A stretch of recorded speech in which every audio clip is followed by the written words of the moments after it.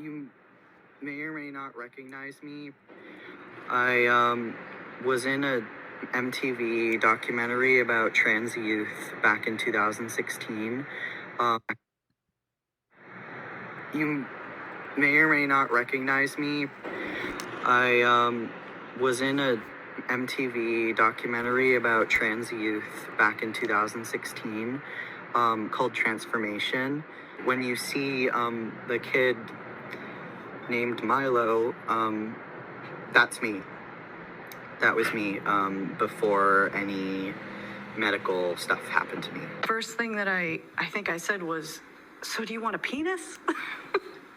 And he was like, "No." So that was my first thought. I've learned in the past months that it's not that. It has nothing to do with that. It's who you feel like you are inside, your gender. Like, I cannot imagine living my life as female. At times he feels like he could hurt himself, just because of the way he feels inside. And I've heard a lot of horror stories about, the percentage of trans kids that commit suicide. I think I regret medically transitioning to male. I've been on testosterone and doing testosterone injections for about 7.5 years. I started when I was 14 in 2015. I also got top surgery, which is double mastectomy with kind of like male appearance chest reconstruction when I was 16. I then got a hysterectomy last year when I was 21. The biggest reason was because I was getting a lot of pain, like atrophy, cramping in my uterus from the testosterone. In my head, I kind of had these thoughts of like, well, if I'm a man, then I don't need these. Maybe like 8 months after my hysterectomy, I had to go into emergency surgery because one of my my right ovary twisted inside and kind of died. They said it like twisted and it was like, I don't know if like the circulation got cut off to it or something, and it died and sort of ruptured, and now I only have one ovary.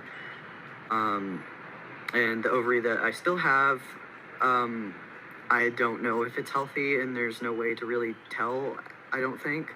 I just kind of have to hope that it's in there and it's working. So my hairline, my hair is very thin along the hairline. So on both sides, all of this is gone, and this cannot be regrown because the hair is just gone. I have a moon face, which basically means there's a lot of fat stored in my face, and that's a side effect of steroids, not just testosterone, but other steroids too. When women take steroids, like full beard, stubble all the way under my neck. I have really thick body hair all over my body. Testosterone also changes my voice, as you can hear. Before testosterone, I had a very, very, very feminine voice.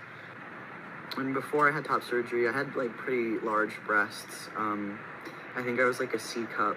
I was so adamant on top surgery is because I just felt like I could never get my chest flat enough with a binder.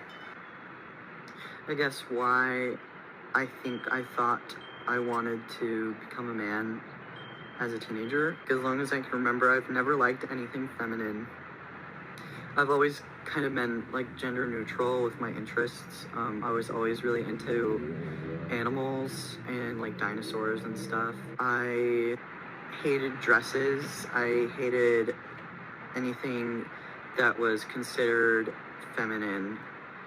I was never diagnosed with autism, but I'm fairly certain I am autistic just based on life experiences.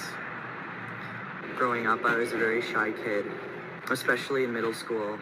I just never felt like I fit in anywhere, so I was very shy and I was reserved. I feel almost like I'm in a costume. that what I've done to my appearance and my body has almost been a survival tactic, or a form of protection against unwanted attention from men, society's expectations of women. And I just always thought, like, that's not me. I can't do that. When I found out about trans stuff online, I truly thought it was the answer. When I was like 14, reading all this stuff online about how,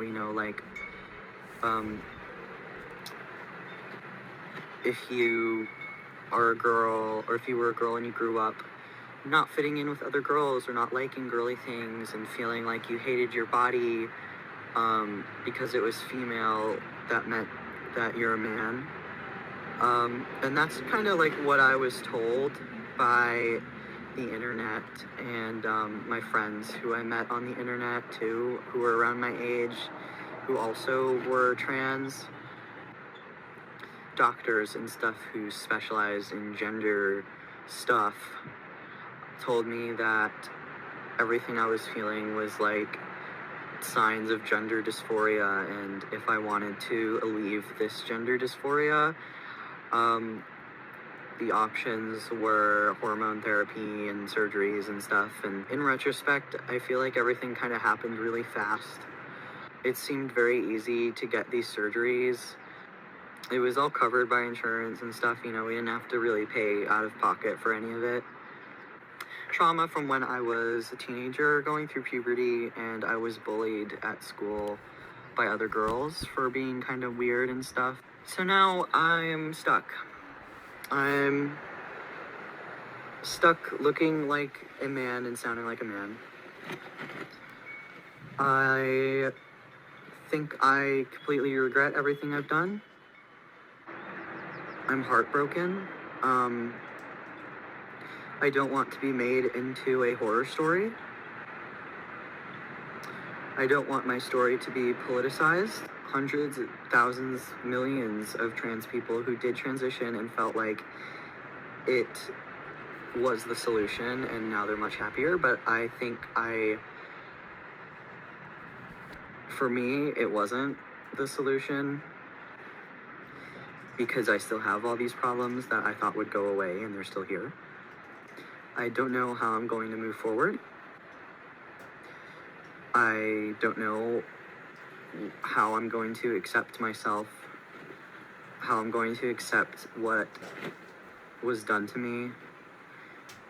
I know I can't blame myself because I was a teenager, and I thought this is what was I thought this was what the solution would be, but it's not.